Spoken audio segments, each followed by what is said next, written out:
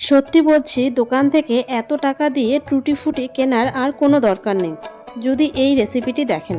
রান্নাঘরে পড়ে থাকা একটা সাধারণ লাউ যে এতটা রঙিন আর লোভনীয় হতে পারে, এই রেসিপিটি না দেখলে বুঝতেই পারবেন না। শুরুতেই লাউয়ের শক্ত অংশটা কেটে খোসা ছাড়িয়ে ছোট ছোট কিউব করে কেটে টকবকে জলে আধা সেদ্ধ করে নিন। এরপর কড়াইতে 3 কাপ জল ও 1 কাপ পানি দিয়ে শিরা বানিয়ে লাউগুলো দিয়ে ডুবিয়ে তুলে নিন। দেখবেন লাউয়ের সাদা টুকরোগুলো কাচের মতো স্বচ্ছ হয়ে গেছে। এবার আপনার পছন্দের লাল, নীল, সবুজ, হলুদ রঙে ওদের স্নান করিয়ে দিন। ব্যাস কয়েক ঘন্টা ওভাবেই থাকুক রঙের মায়ায়। অবশেষে রস ঝরিয়ে সারা রাত ফ্যানের নিচে শুকিয়ে নিলেই তৈরি আপনার ঝরঝরে আর মিষ্টি টুটি ফুটি।